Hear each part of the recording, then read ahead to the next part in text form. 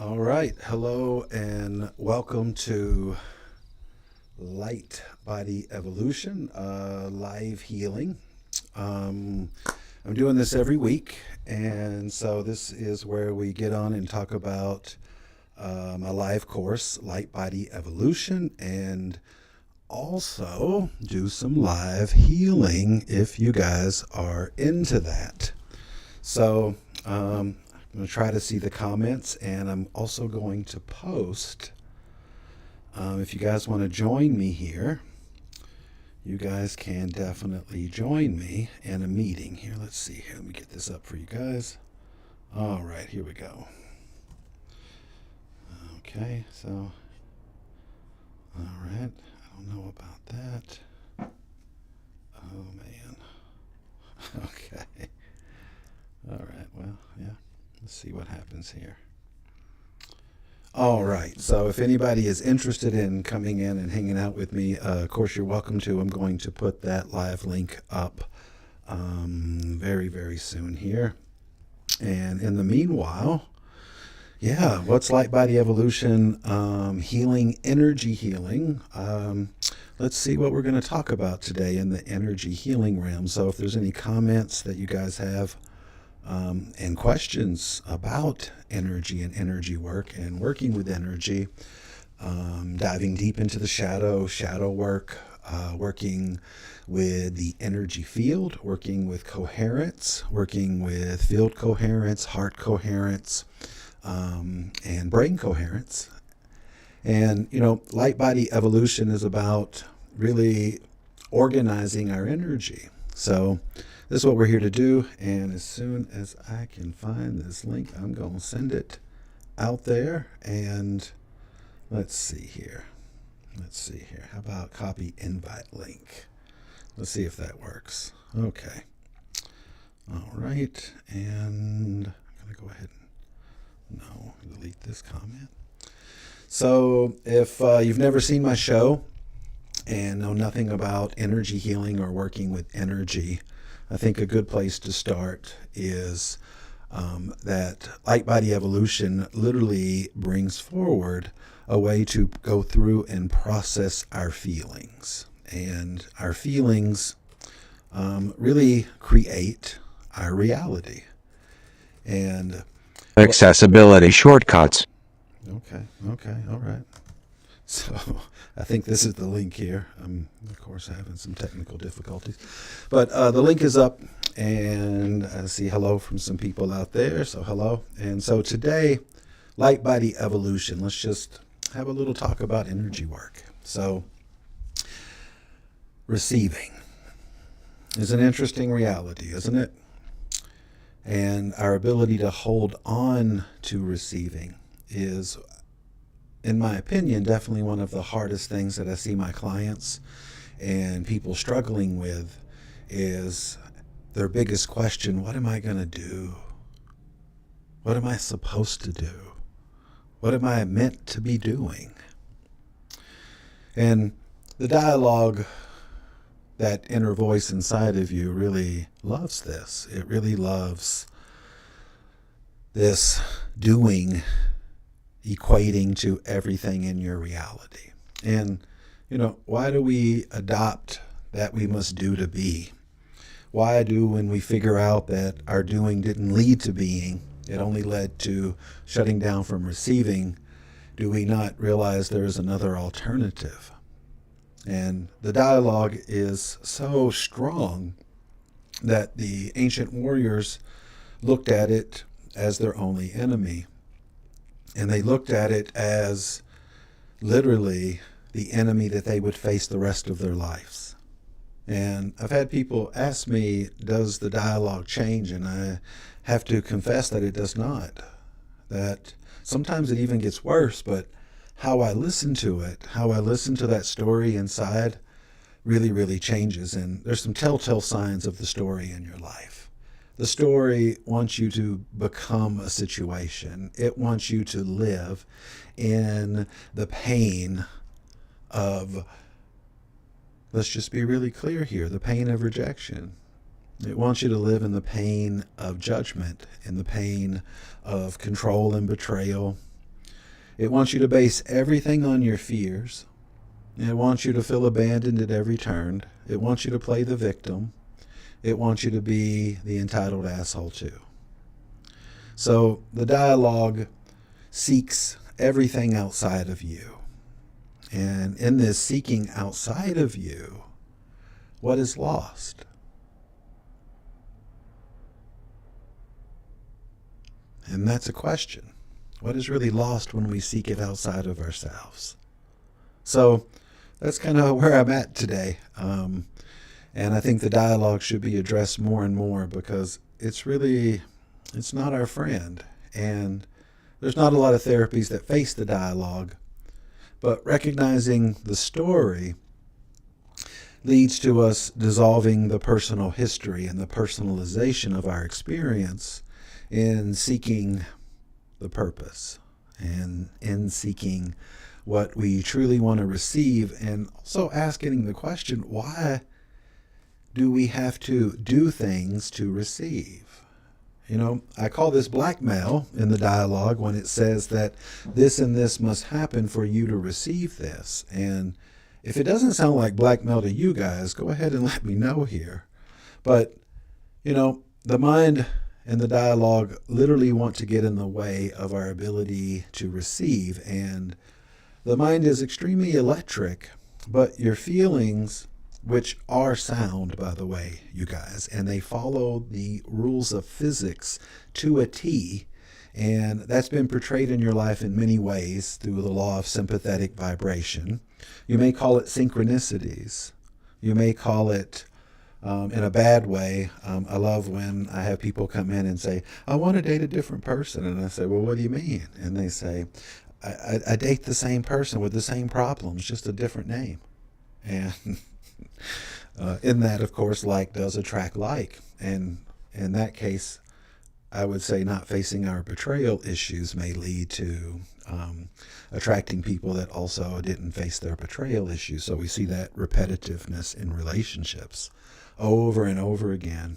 And I think let's just make it simple for those of you watching this now and whenever. Nature and the universe does not give to receive, it receives to share. And I don't really think that even as adults we understand what sharing is. But I kind of want to define it here a little bit more, that when we have shared energy, it's mutual. And there's mutual benefit. And I think that as adults we can recognize when there is mutual benefit and when there's not. And notice the mind loves to get in the way of explaining away why there's not mutual benefit when there isn't. So there's a big difference in giving our energy away and sharing who we are. And I think fulfillment is the thing that really ties it all together for us. Because to be fulfilled literally has to do with your inner awareness of yourself and what you truly care about in life, and the foundation of care, security, and love that you build inside of you that attracts trust, that attracts someone that also knows what they care about. And that becomes the foundation to be fulfilled in real time.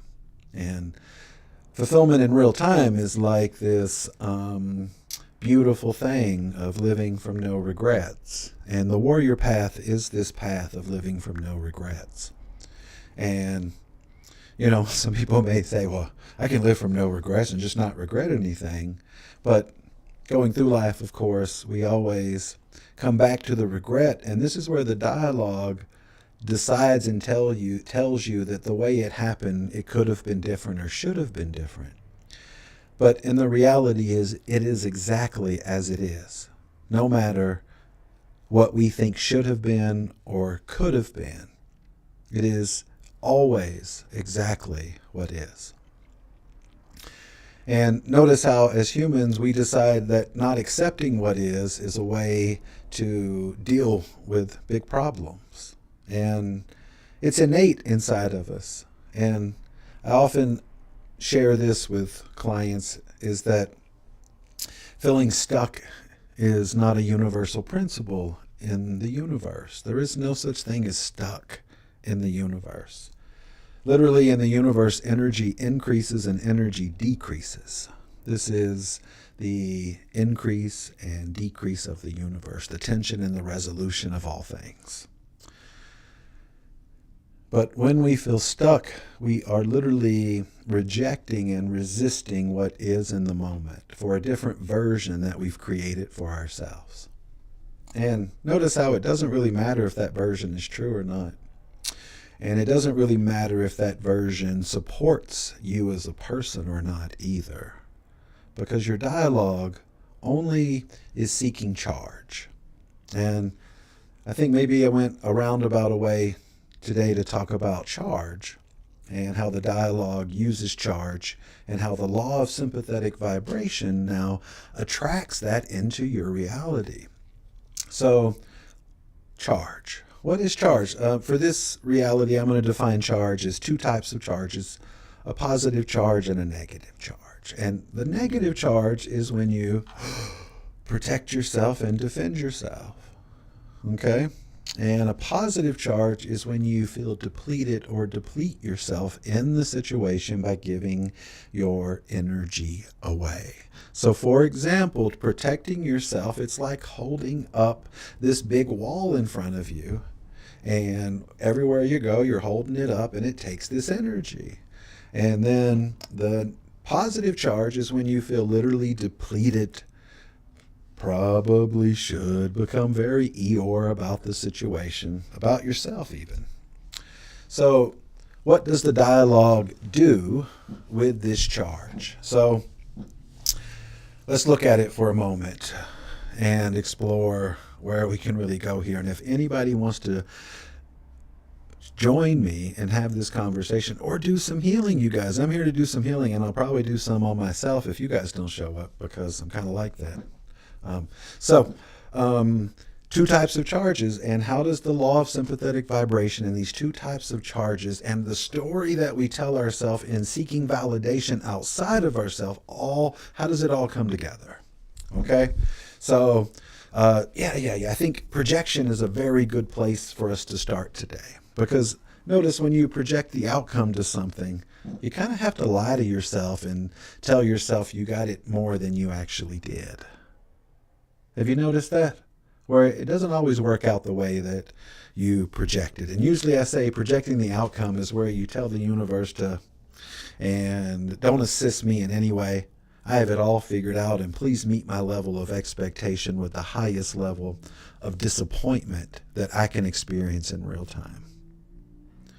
So, projection. Notice how we are all taught or all have agreed for some reason culturally that what we project affects reality, and that if we project it, then we're going to create some security.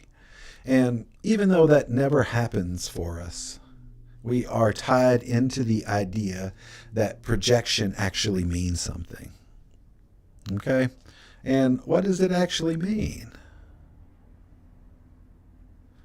Not much. It's like a movie screen, and you can watch it all you want to, but does the universe hear it? I'm pretty sure it doesn't, because the universe hears how you feel. And that's why when you're around people, around certain people, around conflict, you have a feeling. And that feeling is the sound that is propagated through your reality. Now, that sound and that feeling could literally, lead to you protecting and defending yourself.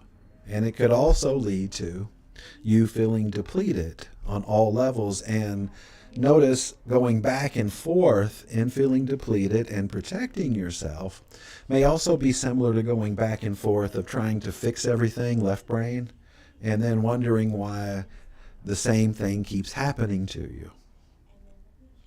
So the dialogue uses charge as a way to create a wobble in your field. And this wobble is what you call your feelings, especially when they're out of control or anxiety or depression. And your ability to produce dopamine is also really, really tied to this reality. And dopamine is the happy drug, if you don't know. And it's the what your pineal gland produces. And when your field is aligned properly, you have a much more functionality of producing dopamine. But when it's tilted to the left or the right brain, which most of us are on all kinds of levels, emotionally especially, if you really want to look at your charges and your big problems, it's all around relationships, isn't it? It's all around, did I put myself first? Did I receive to share who I am so it becomes mutual and equal, or did I invest and expect a return? So notice that I think a good example, and the imagery I like a lot, is like walking around like I am a symphony. Like I am my own piece of music walking around. And I got theme music for every part of my field. So I got theme music for how I get down with my worth. I got theme music for how I get down with my value. I got theme music for how I organize things. I got theme music for what the fuck I care about. So, imagine that theme music is happening all the time, and people are responding and reacting to that awareness all the time also. And since the dialogue is actively getting us to charge reality where protection and defense is a big problem, okay? And I got to protect myself from what's happening, and I don't want it to happen again. And so now I've decided I can control reality and bought into the dialogue story that's a thing, that I can avoid this. And notice how cunning it is to get us to avoid things that we think that we can avoid. So, yes, and the dopamine. The dopamine is so important. Delia's commenting on the dopamine here. Absolutely. I was thinking about it in a class we did, a smaller group class recently, and we were looking at the energy system. So we're looking at the root and the heart. So, for example, if you don't feel safe, relating can be really difficult, and this can wobble your field big time. Relationships can have a huge impact on your field and create anxiety, can create that fight or flight response. And notice that feeling safe and secure in yourself opens you to relate easier. And so this is a major factor of the misalignment of our field, just between the first and the fourth code here, and what we'd call your root and your heart chakra, of course. If we look at your sacral and how you process your value and your feelings and how now you express yourself, this is also a major source of contention. And you hurt my feelings. Okay? Do we not know that whole thing, getting hurt in your feelings? Okay? And then not being able to express yourself and the lump in your throat.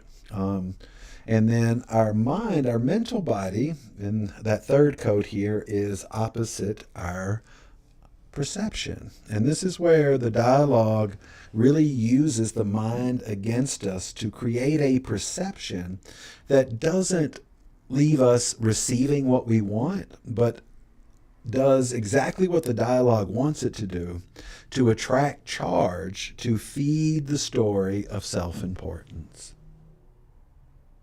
And, nobody's not guilty of the self-important reality. We're all here facing our self-importance, and that is the path of humility, the path of shamanism, the path of knowing the self.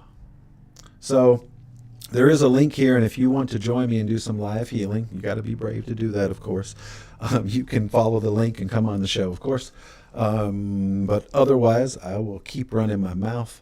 And so we're talking about the dialogue. We're talking about what it uses to create this story that now must become your identity, and this is who you are now. It's insane, isn't it? That it can take one situation and tell you that it should have been different and create so much upheaval and problems in your life because of not being able to accept, number one, what is. And sometimes, as we all know, accepting what is not easy. And so, yeah. So it looks like Jeannie's coming on here. And let's see here. Oh, declined to be promoted to panelist. So she may not want to be seen here. Um, oh, I see a hi there.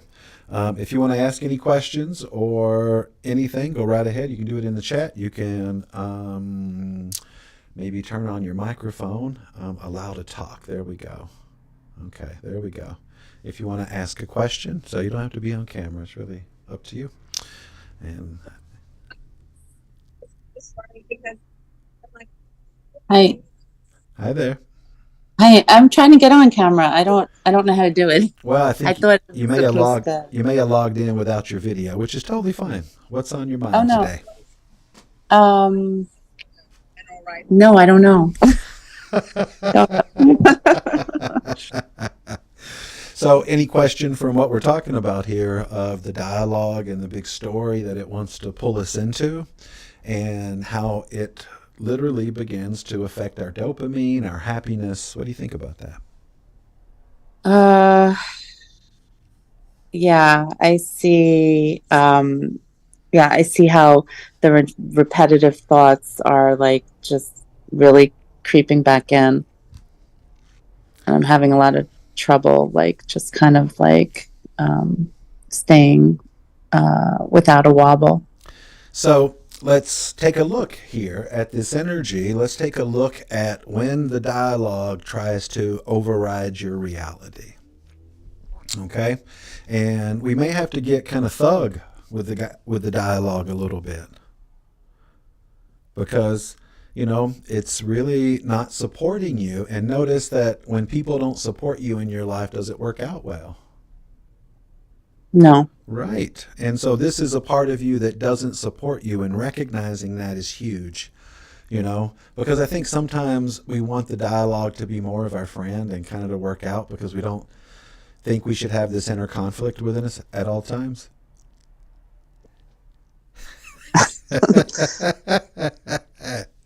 So let's code it. Let's see what your dialogue's doing, and see if we can't collapse it. So let's focus our intent here for the dialogue's big secret, the thing that it's holding against you the most, the thing that it uses against you to bring you back out of that awareness of receiving. Two numbers, 1 through 12. 3 and 6. So there's a belief system, and this is in the solar plexus, you guys, a mental program that is creating self-doubt.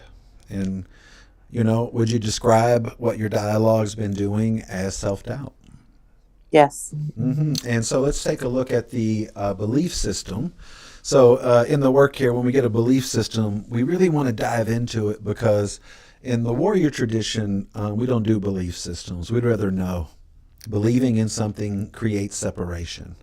And in this, notice we talked about before the solar plexus and the brow. These are opposite chakras, opposite energy centers. And think about what you think about is relative to what you perceive. But notice that you can perceive things that aren't real and then live in the emotions of those non-realities. Does that make sense to you? Yes. It's kind of like the mind can make up shit.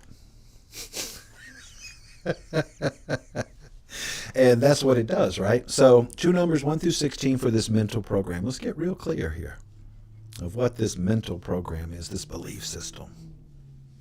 1 through what? 1 through 12. We're looking at your Okay. whole field, and I'm 1 having and 6 1 and because I was hearing 16. Okay, cool.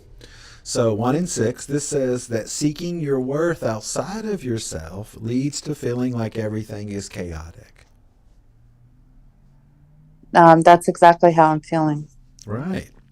So the code is usually like this, you guys. It's straight to the point. This is what we do in Light Body Evolution. We like to get straight to the point, because if who you're working with can identify with the verbiage and the feeling, now we're in the story of it. So let's dive a little bit deeper. And what I would say is that fear of not having security and all of that really rushing in with that first code, leads to the mind telling you that everything is completely out of whack. And that's that chaos. So we have the story, right? And would you say that the story is trying to literally tell you to make decisions and do things out of this fear? Yes. Absolutely. And what I would say is just listen to those and even sometimes write them down, because notice the desperation that it has. Yeah, I haven't been writing anything down. Like, I need to start writing things down in general. Sometimes if you say it out loud what your mind is saying in front of the mirror, you can't help but giggle, because it sounds okay in your head, but when you say it out loud, it sounds real ridiculous. And so that's always one of my techniques when the dialogue is just won't leave me alone. I stand in front of the mirror and I say everything that it says. Oh, wow. And I just let it go ahead. And I'm like, let's just hear how it sounds out loud. So let's dive into the emotional part of this code. And for everybody in the audience out there, we want to thank Jeannie here for being brave to come on the show. It does take bravery.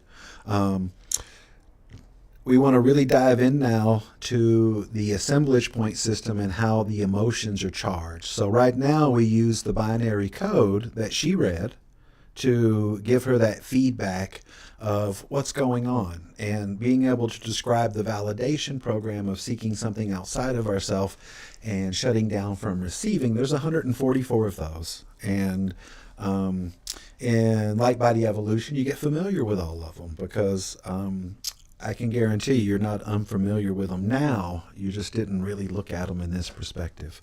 So we're going to dive into the numbers 1 through 9, which represent the assemblage point system, which comes from the Toltec traditions of how we charge the feeling. So in this case, we have this story of the anxiety that everything is chaotic, and the doubting of the self, the doubting of our own abilities, the doubting of Jeannie's worth in this situation. So we're going to look for two numbers, 1 through 9, for the alpha charge. Where does the emotional wobble begin?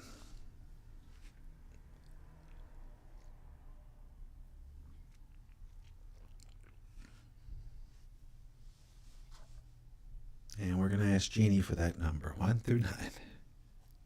Oh, sorry. I'm mute. Not 9 and 3. So in that, being wanting to be liberated from control and concern.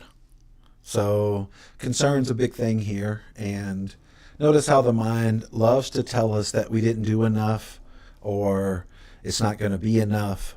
And in this one, that's really big with that worth and security in that first code. So we got the emotional charge. Go ahead. Worth and security in that first code. Okay, that was interesting. So yeah, let's take a look now at the omega charge is where the charge pattern ends.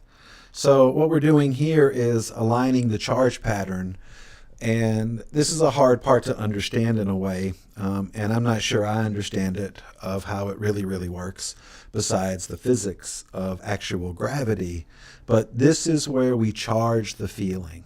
This is where the dialogue uses that concern against us. And look how it's using, in this case, this fear of not having security and chaos, that everything is chaotic and you're not going to be secure. So notice it has some big tools here it's using against, in this story, using against Jeannie in this story. And the dialogue loves to take things and use it against you. So the omega charge, what was that? Did I get that already? Two numbers, 1 through 9, for the omega charge. Was that 9 and 3? That was the first one, right? 9 and 3. That was the alpha charge. What's the omega charge? Where does the charge pattern end? 6 and 2. 6 and 2. So 6 represents pain and pleasure, and 2 represents judgment and forgiveness. So the pain of judgment comes in really strong. And what judgment is this? It's the judgment of yourself. Let's just be really clear. This is the judgment of yourself in the situation, that the dialogue is telling you that there is lack and chaos. Mm. So notice we're kind of revealing the pattern, and in light body evolution, recognizing the disorganization is the first step to organize something, because if we don't understand how it's disorganized, how are we going to create an awareness field to organize it?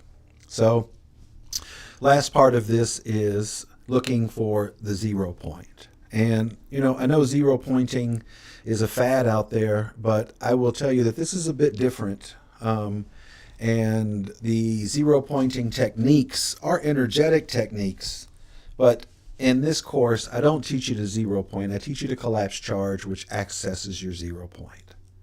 And the relationship in that is something that you will have to unpack, as I have had to unpack it. Because when you get organized, something happens. So, one letter, we're looking for one letter, A to Z, for what Jeannie truly wanted to receive in this story, but was denied her in the story. It's the one thing that she wasn't received. It's the one thing that she wanted the most. And we're going to look for one letter, A to Z. I'm falling asleep already. Yes. P. P. All right. So, P. all right. So we're going to start looking for some P words. No, it's T. no C. I'm C. sorry, it's in Charlie. Okay, Charlie. All right, C. Yeah. So C's our 0 point, and so what I'm going to have Jeannie start doing is start giving me any C word she can think of, and then we're going to start honing it in to literally looking for what she truly wanted to receive. And as the practitioner, I'm looking for what she can't find. I'm looking for what's unavailable. And so notice we already have some C words in the story, like chaos. Control. Control, that was in the story too, right? Excellent. Courage. Courage, yes.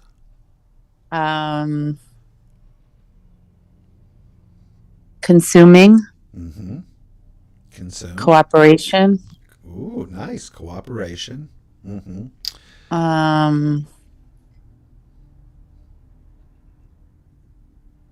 Colored. Okay. The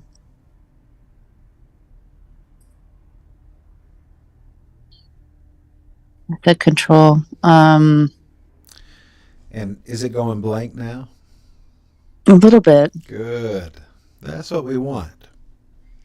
See, the dialogue uses certain charges against us, but once we find what's hidden, it can't use it against us anymore. And there's a C word, that's a more scientific word, and it means when things are organized. And it's kind of the antithesis of chaos. But you may not know this word. I'm going to bring it up later because I think it really fits. But I don't want to give it away yet. So let's really hone in some C words. What's a C word for putting yourself first? For what's important to you? I don't know. I know. And the reason why she doesn't know right now is because the dialogue doesn't want us to find this one thing that it's holding from us. And in this story, this anxiety about chaos and security, notice that we started this in this whole thing that if I feel safe, then I can relate easier. Right? And so, if it's about relating in security, right, then what's our C word that's connected to the heart?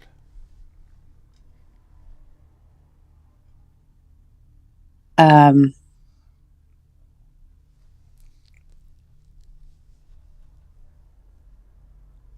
don't know. I know. Say Communication. Ooh, I like it. Mm-hmm. But, when we talk about our heart, we talk about love, right? Right. And we talk about nurturing. What's the C Right. word for nurturing?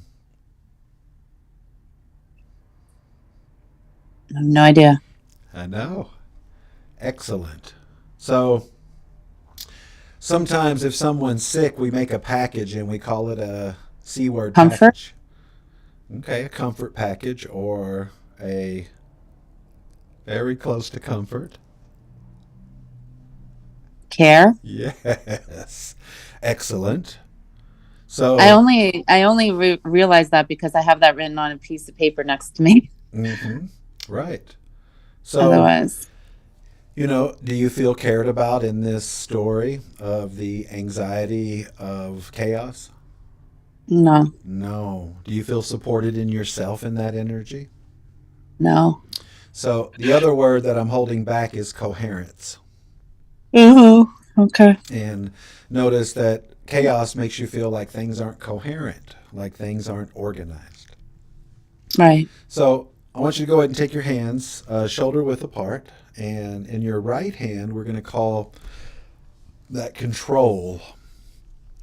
Okay, that control of the pain of judgment. And in your left hand, we're calling the understanding of trust in yourself and also making space for yourself to feel good.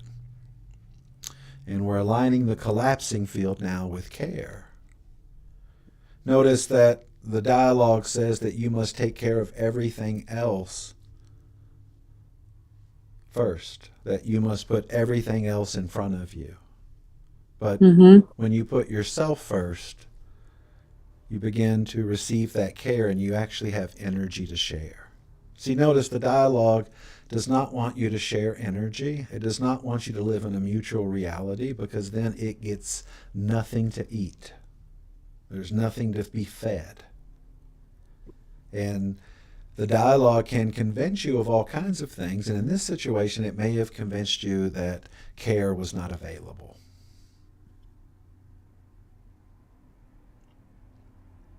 And so they can't see you, but let us know when your hands come all the way together or if you're having any Yeah, problem. I wish I didn't press that video thing. I sorry. No problem. No problem. There we go. I'm about 4 inches apart now. Beautiful. So, we all collapse our own charge. And becoming aware of ourselves is a mission in a way to understand us, to understand why we come here, why we do this, what it's all about. Okay? Um, so, light body evolution is a coded reality of patterns of ones and zeros. And that may be a little daunting to the audience in a bit, but I want to use the code that came forward as an example, that 1 in 6 code, which is all light, the first code. It brings things into the light. It also can bring anxiety and bring the energy of facing fears. And that code is 1111. And the 6th code is 0011.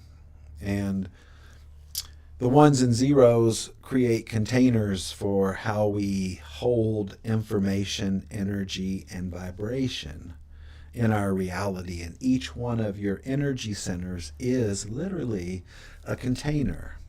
And I like the image of going to the medicine wheel and imagining that this medicine wheel is made up of all the containers in your field. And my question to everybody is, are your containers filled? Are they ready to overflow? Do we even focus on filling our containers? And I think that that's what, as we move into this Pluto and Aquarius energy, as we move closer to the age of Aquarius, which happens in 2147, it's a little down the road, but don't worry, ages bleed over into each other, that we are going to step into what we know about ourselves. And this one was beautiful because her heart and what she cared about and coming back into that heart and what she knew is what we're really collapsing, because Notice the dialogue can push away your care by creating concern, anxiety, and the perception of chaos. And it can happen really easy, really, really easy. It happens to all of us. You know, working out the outcome is stressful, and that's why it doesn't really do what it promises, and nor can it. And so let's check in and see if our hands are together now. Yes. Yes, and how do you feel? Um, Good. And what is your mind doing right now? Um, Trying to reach for some stories. Anything, right? Yeah. Yeah, it's hard to reach for them when, it's floating out in the abyss of your silence. Hmm. So, one big part of light body evolution is when we collapse the story. And let's ask Jeannie straight up, do you feel the anxiety and chaos that you felt before we collapsed this at all? Yes or no? Not at the moment. Excellent. So, two numbers 1 through 12 for what you're ready to receive and share now in place of that energy related to what you care about. 7 and 8. All right, dopamine. Here we go. So, imagine breathing in white in the top of your crown. This is you receiving your connection and sharing 8, which is your best. And it says that receiving your connection and passion, built on what you care about, by the way, leads to literally showing up and doing your best. And this is the question I would like you to write down at the end of every day. Did I do my best today? Did I show up and do my best? And if I did, then there's nothing my dialogue can regret. If I didn't, maybe I'm going to work on it and continue to do my best. So this is that doing your best comes from receiving your connection. And it's kind of, this one is really, it's white and silver would be the color. So Jeannie, I'm going to have you breathe in white at the top of your head and exhale silver in your field. Receiving your connection, receiving your passion, receiving your fulfillment based on what you care about right now leads to sharing that your best is all that you got. And if you show up and do your best, it's all going to work out. Notice it's already worked out in that way already. I love how the mind tries to tell us that if we don't do certain things, then everything is going to fall apart. And I think the real reality is if we don't put ourselves first, everything does fall apart.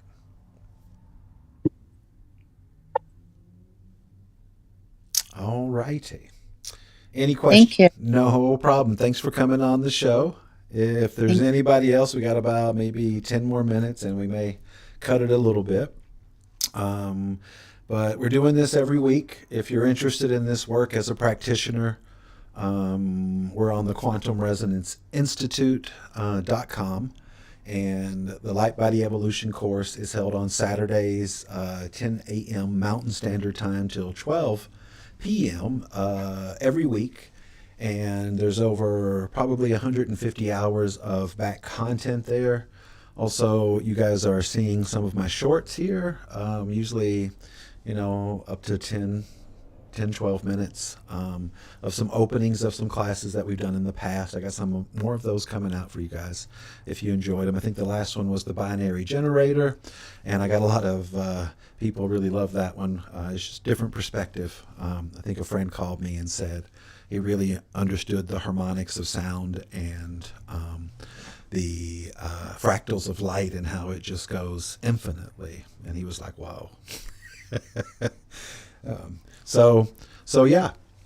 If you want to hang out with us, otherwise you want to come on here and hear about the process and go through it with us in a way.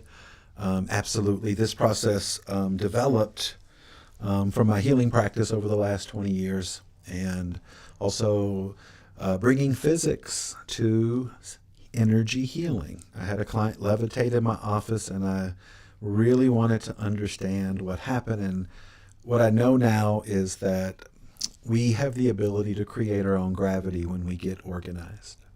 Now, when we're disorganized, we feel the wobble of that gravity, and we call that our usually our emotions that we don't like, and we go to the doctor to get pills and stuff to try to fix that shit.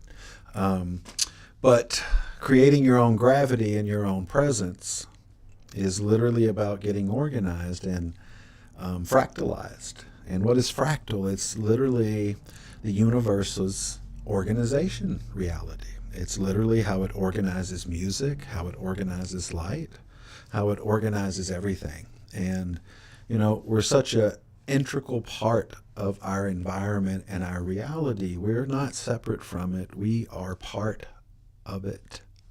We are completely part of it. And we are fractal beings. And what this truly means is that we are infinite beings living a finite experience. But within us, it never dies. And death is only a transition. And there are many deaths in the transition of the shamanic world. The death of your self-importance being one of the major ones. Because when your self-importance takes a death, your dialogue can't use pity against you anymore. And it's great at using pity against you. And pity is not compassion. It never will be. And anybody that thinks it does, you can come on here and argue me with that shit all day if you want. But pity's pity. And compassion is compassion. So to live from no pity is to live in the shamanic reality in your own humility. And imagine if you didn't take pity on yourself and the energy that would be available for you now to utilize in the world and make your own gravity. For example, imagine making your own gravity of your success, making the own gravity of your relationships, making the gravity of your fulfillment. And all of these things are possible and not as difficult as we have made them out to be. And if you want to start receiving and connect it to your breath. We all breathe in and we all breathe out, and that keeps us here. And this is the shareable wave that all beings, all mammals on this planet share. And, you know, this is literally our shareable reality. And if we don't breathe, we don't stay here. So imagine that you can channel the emotional world, the vibrational world. Where do you guys think inspiration comes from? We pull it out of thin air. It's all around us. The light has vibration and frequency. The light organizes itself in beautiful patterns and sometimes in tension patterns. You know, if we look at the harmonics of light, which we do cover that in Light Body Evolution, it's the advanced work.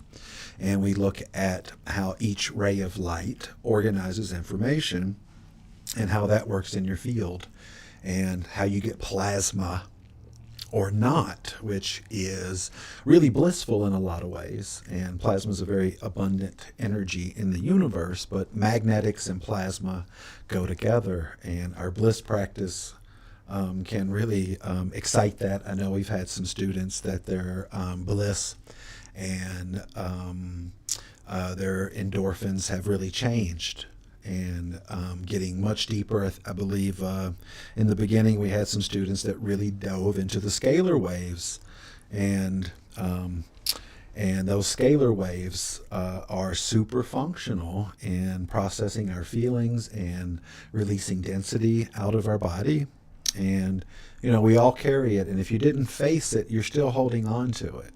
Okay, if you didn't go through the feeling, and for example, if you didn't go through feeling devalued and you continue to attract devaluing in your life, think about facing that energy of devaluing when you were devalued and what hasn't been allowed to be received every time the story of being devalued comes up. This is one of the biggest ones, you guys. This is one of the biggest ones for all of us, because value creates a foundation to have care, and then it creates a ability to shift your perception, which is one of the hardest things to do. And, you know, most of us go down fighting in the projection of reality until the very end. And I've seen people try to make that their reality over and over again. The only thing that I've seen change it is getting really tight in their production of their own value, where they can walk into the room and you feel it. Also in their relationships, harmony through conflict changes. All those issues in relationships because you decide to face them. And so there's no room for the dialogue to make up shit. And then eventually the awareness field shifts, and it shifts to the back of the brow, and the awareness field opens. And so instead of projection, it's more like you become this antenna, and it comes through the back here. And that's where that 0 point is. And that's one is the hardest to collapse. And why is it one of the hardest to collapse? If you really think about the code we went into today, that was in the solar plexus, a belief system that led to a perception that created this discordant energy with feeling secure, safe, and in Jeannie's care.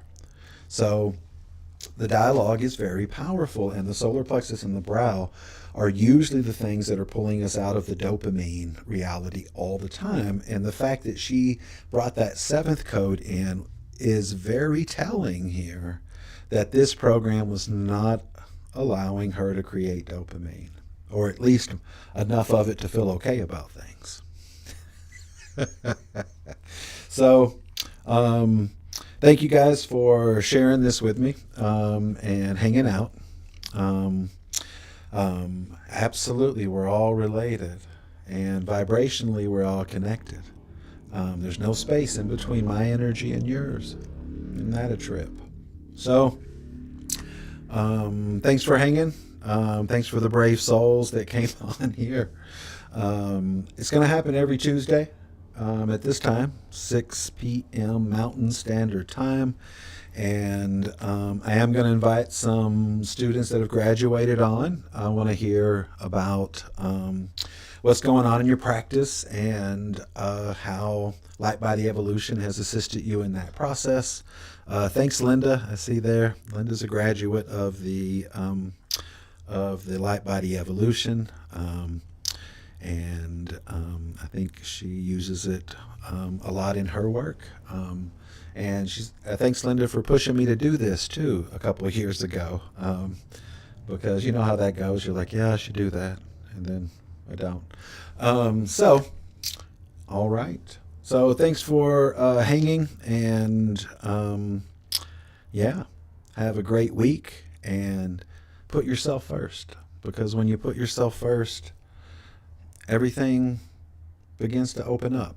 And living from that fulfillment is really, really invaluable. So we'll catch you next time.